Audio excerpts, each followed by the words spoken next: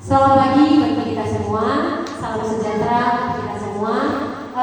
Segala puji dan syukur kita panjatkan kepada Tuhan yang Maha Kuasa. Jika hari ini kita masih diberi kekuatan, kesehatan, dan umur panjang, sehingga kita dapat berkumpul di tempat ini dalam acara pemaparan, pemahaman, dan penerapan pengalaman budaya positif modul 1.4. Yang saya hormati Ibu Kepala Sekolah SD 11787 Bungkut, yang saya hormati Ibu Guru yang ada di SD Negeri 11787 Bungkut. Baiklah, adapun pertemuan kita pada saat ini yaitu saya sebagai calon guru penggerak angkatan 10 yang berasal dari SD kita ini yaitu SD 11787 Bungkut. Saya di sini akan memaparkan pemahaman terhadap penerapan dan pengalaman budaya positif selama kami mengikuti pendidikan calon guru penggerak yaitu di modul 1.4. Budaya positif. Sebelum kita bahas ke inti daripada budaya positif ini, apakah ibu-ibu yang ada di tempat ini tahu apa sih kira-kira budaya positif itu?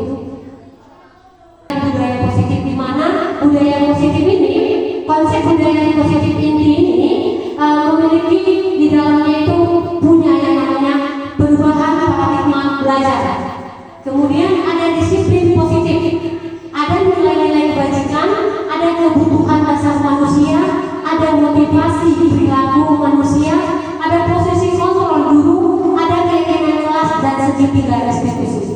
Dari konsep inti budaya positif ini yang harus dimiliki ibu-ibu di dalam diri kita sebagai seorang guru. Di sini akan kita bahas satu persatu nanti apa perubahan paradigma belajar itu, bagaimana disiplin positif itu, bagaimana nilai-nilai kebajikan, serta inti dari positif dan budaya positif ini akan kita bahas. Kita akan mengetahui dan akan mempelajarinya. Ini akan kita bagikan atau kita terapkan terhadap murid, baik dalam pelaksanaan di dalam kelas maupun di luar kelas.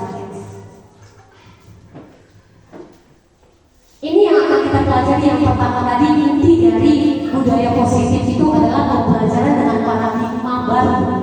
Sebelum kita memasuki pembelajaran dengan paradigma baru, kita harus tahu apa arti dari paradigma baru. Di sini kita bisa melihat pembelajaran dengan paradigma baru itu adalah pembelajaran dengan paradigma baru yang merupakan pembelajaran yang dirancang berdasarkan prinsip pembelajaran berdiferensiasi, sehingga peserta didik belajar berdasarkan tahap perkembangannya sesuai dengan teori psikologi modern untuk mewujudkan profil pelajar Pancasila. Maksudnya seperti ini, berdiferensiasi ini ialah cara bagaimana kita menilai anak-anak sesuai dengan kemampuannya di mana di dalam kehidupannya. Kemudian bagaimana dengan berkepentingan global. Berkepentingan global ini anak-anak harus kita bimbing dengan bagaimana budaya kita yang ada di sekitar kita. Yang kedua adalah miskonsepsi tentang teori kontrol. Di sini kita bisa lihat seorang gambar yang di depan ini menunjukkan seorang murid dengan guru, di mana seorang murid dikontrol atau dikendalikan oleh gurunya. Ini gambarnya. Dalam miskonsepsi tentang teori kontrol ini, terkadang kita ini ilustrasi bagaimana seorang guru mengontrol murid. Terkadang kita berpikir karena kita guru, karena kita seorang guru, maka kita kita melakukan segala sesuatunya terhadap murid.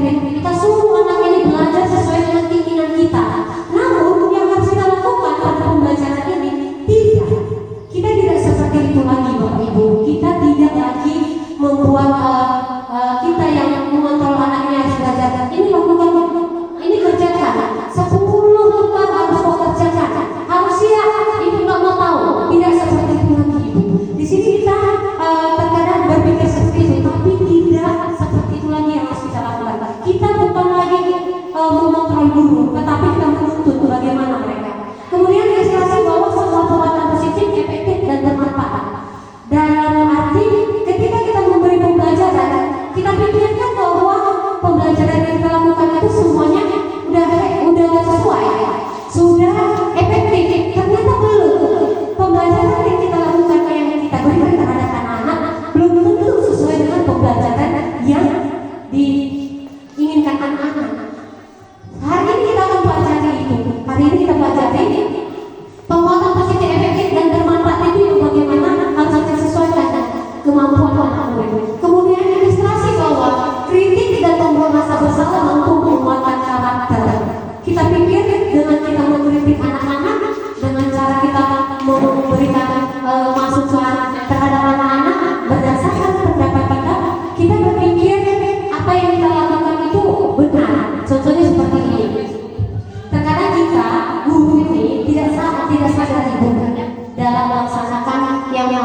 kritik dan membuat merasa bersalah, mampu menguatkan karakternya. Dalam arti gini, kita sebagai seorang guru tidak sadar terkadang perkataan yang kita lakukan terhadap murid itu sebenarnya merusak karakternya. Ada yang merasa anak ini merasa bersalah ketika kita mengatakan kamu ini ya jadi anak selalu saja membuat masalah. Sebenarnya itu mematahkan karakter anak-anak ibu. Jadi di sini kita nanti akan belajar bagaimana cara menguatkan karakter anak-anak itu dari bahasa kita. Terkadang membuat anak-anak itu tidak semangat dalam belajar, atau ketika kita memberikan masukan yang kita pikir bahwasanya kritik yang membuat rasa bersalah itu mampu membuat karakter anak kuat, ternyata tidak. Terkadang itu menjadikan anak-anak dari kita berbahasa, dari kita memberikan yang namanya kritik terhadap anak-anak itu, ternyata itu terkadang membuat anak-anak itu tambah semangat. Di sini akan kita pelajari. Kemudian ilustrasi bahwa orang dewasa berhak memaksa. Ini terkadang kita, karena kita adalah seorang guru, mereka murid, terkadang kita mempunyai keegoisan. Apa yang kita lakukan, apa yang kita katakan itu semua benar, ternyata tidak. Di sini kita dikatakan bahwa orang dewasa itu semuanya berhak memaksa. Tidak. Kita tidak berhak memaksa. Kita itu harus memberikan pembelajaran seperti keinginan apa yang menjadi keinginan murid. Di sini akan kita pelajari. Kemudian selanjutnya mengubah paradigma stimulus respon pendekatan teori kontrol. Ini ibu bapak yang tadi kita tentang teori kontrol kita bagaimana, ini dia stimulus respon. Bagaimana respon kita, bagaimana cara kita mengontrol. Di sini ada realitas kebutuhan kita itu sama, benar. Setiap manusia mempunyai kebutuhan yang sama, di mana seorang murid juga mempunyai kebutuhan yang sama. Namun nyatanya yang kita lakukan adalah kita lihat dari teori kontrol, sebenarnya realitas kebutuhan kita itu berbeda. Yang kita pikir tadi kebutuhan anak itu sama, ternyata tidak. Kebutuhan anak-anak itu berbeda-beda sesuai dengan karakternya masing-masing. Jadi kita tidak bisa menyamakan bagaimana cara pembelajaran anak-anak itu terhadap semua murid. Kita harus mengetahui Bapak Ibu, di mana kita di sini harus memahami bagaimana karakter murid. Murid tidak semua ibu bapak mau belajar matematika. Tidak semua anak-anak mau belajar bahasa Indonesia. Kita harus mengetahui dari mana, dari stimulus respon hingga teori kontrol. Kita harus memahami. Kemudian semua orang mau melihat hal yang sama. Itu terdapat pada stimulus respon. Ternyata nyatanya dalam teori kontrol setiap orang memiliki gambaran yang berbeda-beda. Benar atau salah itu? Benar atau salah? Iya. Setiap orang itu memiliki gambaran yang berbeda-beda. Di dalam stimulus respon mengatakan setiap orang mau melihat hal yang sama. Ternyata tidak semua. Begitu juga dalam stimulus respon dalam perilaku. Perilaku buruk dilihat sebagai suatu kesalahan. Ini terkadang kita sebagai seorang guru, kita salah menilai anak. Terkadang anak yang membuat salah kita pikir perilakunya itu adalah buruk. Ternyata dalam teori kontrol semua perilaku memiliki tujuan. Ibu, di sini kita harus belajar mengetahui stimulus respon tentang perilaku buruk itu terhadap anak-anak. Kita harus bisa bagaimana, kenapa anak-anak itu melakukan hal yang salah. Kita harus tahu apa tujuannya.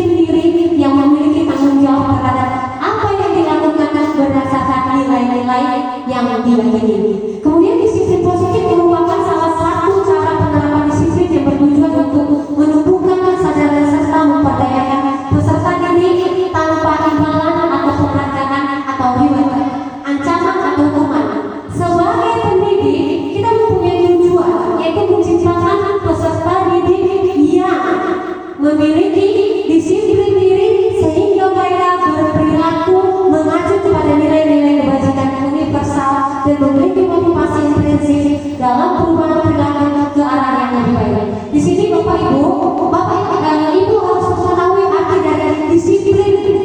Apa kata disiplin? Disiplin ini adalah mengacu tanggung jawab kita sebagai guru itu bagaimana? Apakah kita hanya datang ke sekolah ini untuk mengajar saja, atau kita datang memang dari rumah ke sekolah ini untuk melakukan pembelajaran? Jadi Bu, di sini kita harus terapkan nilai-nilai bagaimana kita menciptakan anak-anak. Anak-anak itu harus kita ciptakan sesuai dengan apa yang menjadi tujuan kita. Bu, yang menjadi seorang guru itu kita, yang dilihat itu guru anakku kita. Siapa gurumu?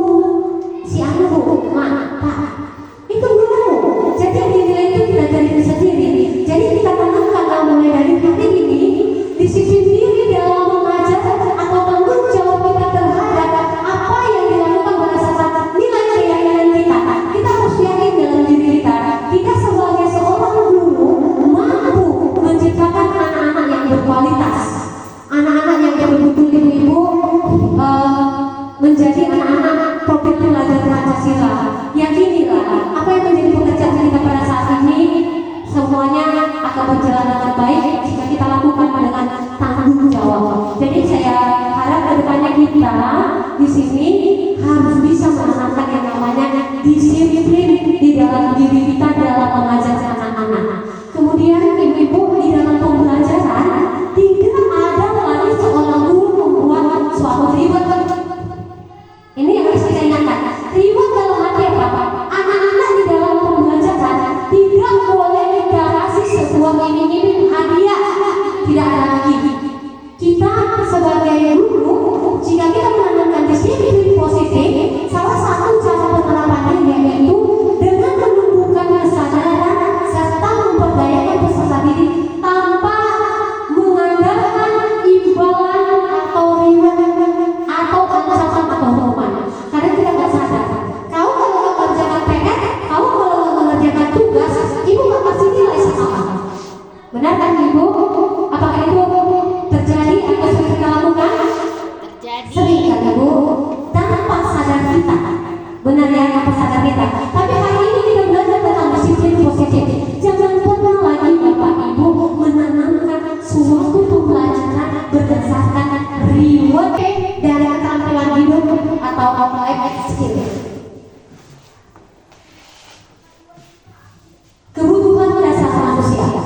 Sebelum kita masuk ke selanjutnya, apa saja sih ibu-ibu yang dimaksud dengan kebutuhan manusia? Ayo ibu, ayo, kebutuhan manusia itu apa saja? Makan, benar itu kulit. Apa lagi? Kebutuhan kita. Pakaian, lagi pendidikan. Kemudian makan, pendidikan, pakaian, rumah kemudian. Ya, tangan dan sandal pertama. Papa. Di sini kita akan belajar. Apakah benar yang dikatakan ibu itu semuanya merupakan kebutuhan kita sebagai manusia, kebutuhan dasar kita? Ya, semua benar. Di sini akan kita bahas. Kebutuhan dasar manusia adalah segala sesuatu yang kita lakukan untuk mendapatkan apa yang kita inginkan. Seluruh tindakan yang kita lakukan memiliki tujuan tertentu, dan semua usaha terbaik yang kita lakukan adalah dalam rangka agar kebutuhan dasar kita terpenuhi dengan baik. Kita sebagai manusia ibu, kita akui sendiri ya bahwa untuk memenuhi kebutuhan kita ini segala cara dilakukan. Benar ibu? Benar. Karena orang untuk memenuhi kebutuhannya bisa salah langkah. Benar? Benar. Di sini kita akan pelajari dasar manusia ini. Kita lihat bertahan hidup. Dalam bertahan hidup kita perlu yang namanya makanan, pakaian, tempat tinggal, keamanan dan kesehatan. Benar ibu? Yang kita butuhkan untuk bertahan hidup adalah makanan, pakaian. Kemudian selanjutnya kasih sayang dan rasa ingin diterima. Terkadang kita ini rasa diterima itu seperti dipedulikan, berbagi, kerjasama.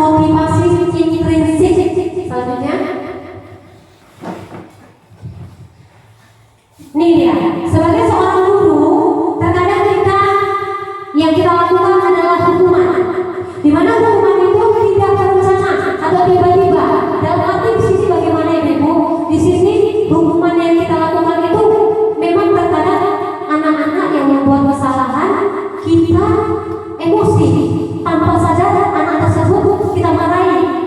Benar kan Ibu? Benar. Dan disinilah yang dikatakan hukuman tidak terencana atau tiba-tiba. Kemudian murid tidak tahu apa yang akan terjadi atau tidak dilibatkan. Anak murid juga terkadang tidak mengetahui apa yang telah dilakukannya. Itu semua berdasarkan apa? Berdasarkan yang ada dalam dirinya tiba-tiba tidak ada hadir ketika seseorang awalnya buat emosi seperti itu ya. Kemudian bersifat satu orang, kemudian berupa hukuman fisik atau psikis kata-kata. Ibu-ibu, inilah yang harus kita hindari. Terkadang anak-anak berbuat salah, kita menghukumnya hukuman psikis.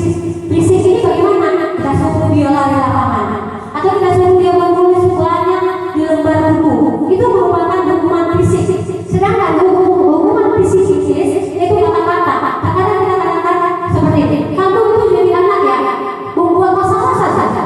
Kamu itu selalu cari gara-gara terhadap teman. Itu sebenarnya ibu-ibu membuat anak-anak patah mentalnya atau karakter yang ada dalam dirinya rusak akibat apa? Perkataan kita. Jadi untuk itu hukuman inilah terdapat pada hukuman. Selanjutnya sebagai seorang guru kita harus bisa memilih mana yang harus kita lakukan. Kemudian konsekuensi. Konsekuensi ini bisa berencana atau disepakati sesuai dengan peraturan yang ada di kelas maupun di sekolah. Kemudian murid tetap dibuat tidak nyaman. Tidak nyaman dalam arti apa? Kita sebagai seorang guru terkadang membuat anak ini merasa bersalah. Yaitu tadi seperti kamu ini ya membuat masalah saja terhadap temanmu. Dia merasa pada dirinya berdiri, kok aku aja ya aku buat masalah ternyata terhadap teman-temanku gitu. Kok aku seperti ini ya. Jadi dia merasa patah hati, patah semangat, kecil hati. Kemudian murid sikap guru selalu memonitoring murid. Iya, kita sebagai seorang guru hanya kadang-kadang kita tidak sadar kita itu sebagai monitoring murid, di mana murid ini terkadang kita lihat kita itu sebagai seperti ya pengawas yang kita lihat apa kelakuannya seperti itu kita terkadang seorang guru. Restitusi ini itu proses menciptakan kondisi bagaimana murid untuk memperbaiki kesalahannya. Kita di sini Bapak Ibu yang harus mendidik anak itu untuk belajar dari kesalahannya menjadi baik. Ini akan kita belajar di restitusi segitiga dan proses kolaboratif yang mengajarkan murid untuk mencari solusi sendiri. Bagaimana mereka untuk menyelesaikan masalahnya dengan menggunakan apa? Menggunakan keyakinan yang ada dalam dirinya untuk mengubah dirinya menjadi lebih baik. Kemudian proses kolaboratif yang mengajarkan murid untuk mencari solusi sendiri. Itu tadi. Ketika anak-anak itu salah, kita harus mengarahkan dan kesalahan kamu kira-kira, nah kamu mau berubah yang bagaimana? Kamu mau berubah sifat kamu yang bagaimana? Ini akan kita pelajari di segitiga restitusi. Selanjutnya 5 posisi kontrol guru. Bapak, ibu-ibu silakan perhatikan posisi kita di sini sebagai apa. Ibu-ibu harus tahu posisi ibu di sini untuk murid kita sebagai apa. Terkadang kita tidak sadar. Apakah kita menjadi pembunuh bagi murid-murid? Apakah kita menjadi teman? Atau kita menjadi pembuat merasa bersalah? Atau kita manajer? Atau kita pemantau? Di mana posisi kita? Yang sering kita lakukan pada saat ini mungkin saya pribadi ketika saya mengikuti calon guru penggerak ini, saya mulai menyadari bahwasanya selama ini saya berdiri di pembuku. Lebih banyak menjadi pembuku bagi murid. Ketika mereka melakukan kesalahan, saya beri hukuman seperti apa? Mengutip sampah sebanyak mungkin. Tapi melalui calon guru penggerak di nomor 1 di 4, saya mengetahui hal yang saya rubah adalah saya harus menjadi manajer. Di mana manajer ini adalah membuat anak-anak menuntut mereka menjadi pribadi yang baik. Maka dari itu ibu perhatikan dari 5 posisi kontrol guru, manakah ibu? Selama ini mungkin ibu Nuri menjadi dari 5 posisi kontrol ini jadi apa ibu Nuri selama ini? semua 5 itu semua kalau nggak ini. Posisi kontrol apakah anu? Ibu-ibu di sini kita bisa melihat diri kita sebagai apa? Sekarang ada di sini yang bacaan mana? Saya kecewa sekali dengan kamu. Kira-kira Bapak Ibu sebagai seorang guru kita pahami ini berupa posisi kontrol apa? Ibu apa pembuat rasa bersalah? Ibu Rika? Betul. Ibu Yes? Nah, Ibu Yes? Oke, kita lihat apa posisi kontrol yang ada. Saya kecewa sekali dengan kamu ini sebagai mantan belajar apa? Kita lihat. Yes. Ketika kita mengatakan saya kecewa sekali dengan kamu, itu posisi kontrol kita adalah pembuat rasa bersalah yang berat. Jadi kita harus tahu posisi kita apa. Itu yang saya katakan. Posisi kontrol mana yang ibu miliki. Selanjutnya, posisi kontrol kedua. Kamu tidak pernah dalam mana? Kira-kira posisi kontrolnya apa ya ibu? Ayo, apa namanya cek? Pembuat masalah? Pembuat rasa bersalah? Kamu tidak pernah dalam mana? Buat apa pembuat rasa bersalah? Nuri? Pembuat rasa bersalah? Pembuat rasa bersalah? Oke, kita akan apa posisi kontrol ini? Pembuat rasa bersalah? Pemantau. Oke, ibu yang mana? Ini adalah buku. Di mana? Kata-kata kamu tidak pernah namanya adalah buku. Di sini lagi ini ada yang benar namanya yang dalam apa ibu? Kunci. Nah, selanjutnya, posisi kontrol apa yang kita ada kata? Bagaimana cara kamu menyelesaikan masalah ini? Manajer? Ayo, manajer? Oke, kita lihat. Ya, manajer. Di mana manajer itu adalah itu berubah anak menjadi pribadi yang baik dan salah menjadi baik. Selanjutnya, ada beberapa masalah ya. Nah, posisi kontrol ini juga ada awal ini mudah. Ini, teman. Oke, kita lihat. Teman. Ya, ibu jawab tidak kita dan lakukan. Jadi teman kita posisi kontrol yang kamu pilih. Apa dari manajer? Apa dari manajer pembuku? Ibu kita. Mana bagi kita? Jika kita manajer pembuku, yuk. Dua. Kita ibu yang betul mengambil dari pribadi yang baik selanjutnya. Jadi posisi kontrol ini, lima posisi kontrol harus kita miliki, harus kita lalui di dalam diri kita. Dan satu posisi kontrol yang benar-benar baik yang harus kita lakukan berdasarkan kita sebagai selalu. Masih semangat tadi? Semangat ibu? Lanjut. Nih kata-kata ya. Posisi kontrol. Apa? Kamu tidak akan ada hubungan dari ibu jika kamu tidak melakukan apa ya? Posisi kontrol ibu? Pembuku? Pemantau. Kita lihat. Benar ibu? Yes, pemantau. Benar ibu. Berarti ibu itu fokus. Ya bu, pemantau. Lima posisi kontrol ini belum ambil. Baik ya. Dan mulai tahu ibu. Ya, selanjutnya ini lagi pemantau. Di mana kita melihat ada yang masalah. Apa saja yang harus kita lakukan ketika ada lima posisi kontrol. Selanjutnya, kamu selalu saja masalah. Ya, apa ibu? Posisi apa ini? Apa? Pembuat rasa bersalah. Kita lihat. Iya. Jadi kalau ibu, di mana kita sebagai posisi pembuat masalah? Dan di mana kita sebagai manajer? Di mana kita sebagai teman? Dan ibu, kita harus tahu ya. Selanjutnya.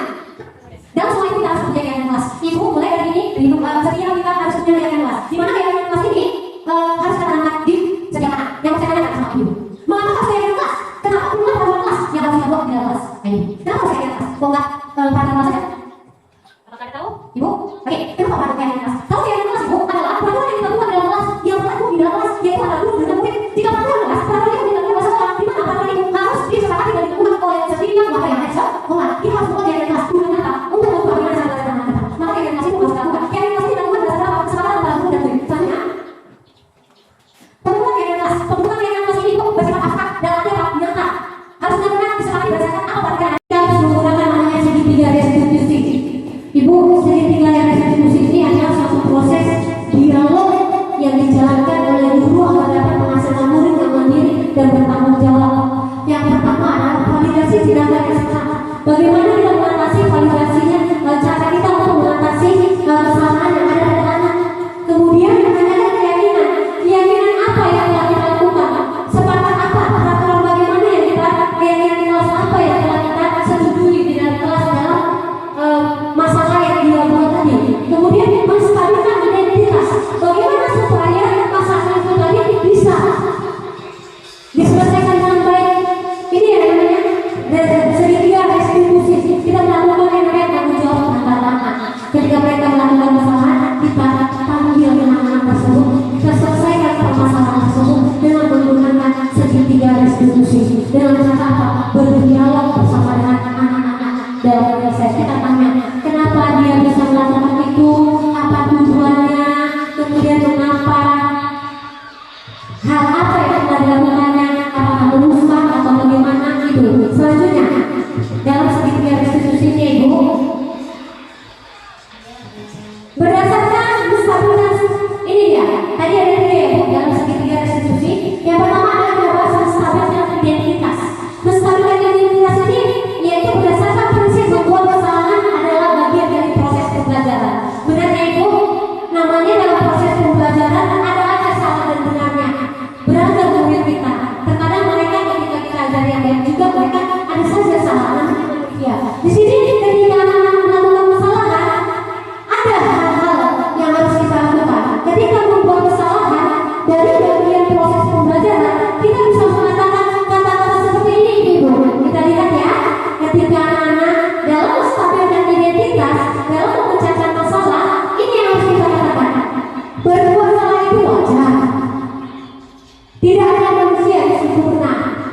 ibu bapak juga pernah melakukan itu. Ibu bapak tidak mau mencari siapa yang salah, tapi ibu bapak ingin mencari solusi dari permasalahan ini. Kamu berhak merasa begitu. Ini harus kita katakan nanti anak ibu-ibu kepada anak kita ya, melakukan kesalahan. Kita harus bisa melakukan menstabilkan identitas dengan cara bagaimana itu tadi. Berbuat salah itu namanya manusia. Tidak ada manusia yang sempurna, apalagi anak murid kita ya kan ibu. Anak murid kita itu adalah anak-anak yang pada saat ini tumbuh berdasarkan tuntunan dari orang-orang dewasa. Ya seperti kita ini. Dan jadi dalam menyelesaikan masalah, kita harus bisa menstabilkan identitas itu dengan mengatakan hal-hal yang ada di depan ini berdasarkan prinsip membuat kesalahan dan bagian dari proses pembelajaran yang dilakukan. Dengan hal membuat salah itu wajar ya nak, kita harus katakan itu ibu, wajar karena apa? manusia dan ibu juga sebagai seorang guru juga pernah melakukan kesalahan itu. Jadi ketika kita melakukan kesalahan itu, bagaimana hal yang harus kita lakukan nak? Solusinya kan ada, bagaimana caranya? Harus bisa bapak ibu. Selanjutnya itu menstabilkan identitas. Yang selanjutnya adalah validasi tindakan yang salah. Ibu-ibu harus bisa memvalidasi tindakan yang salah. Ketika anak melakukan tindakan yang salah, berdasarkan prinsip perilaku setiap perilaku berupaya memenuhi suatu kebutuhan tertentu. Di mana dalam validasi tindakan yang salah, kata-kata yang harus kita terapkan atau kita lakukan terhadap anak ini dia. Apa yang dilakukan anak-anak itu harus kita tahu alasannya. Anak-anak berbuat salah karena ada alasannya. Kemudian selain daripada alasannya, dia itu selama dia tidak melakukan hal buruk, yuk bapak, ibu, kita bagaimana kita mengajarkan mereka supaya bisa memberikan alasannya. Kemudian kita patut bangga karena telah melindungi sesuatu yang penting buatku. Yang namanya orang untuk mempertahankan anak kadang mempertahankan yang dimilikinya, ya kadang buat kasar ya ibu. Itu semua kita melakukannya, apalagi anak-anak. Jadi dalam melakukan validasi tindakan yang salah ini kita harus bisa menerapkan prinsip apa yang harus kita terapkan dalam validasi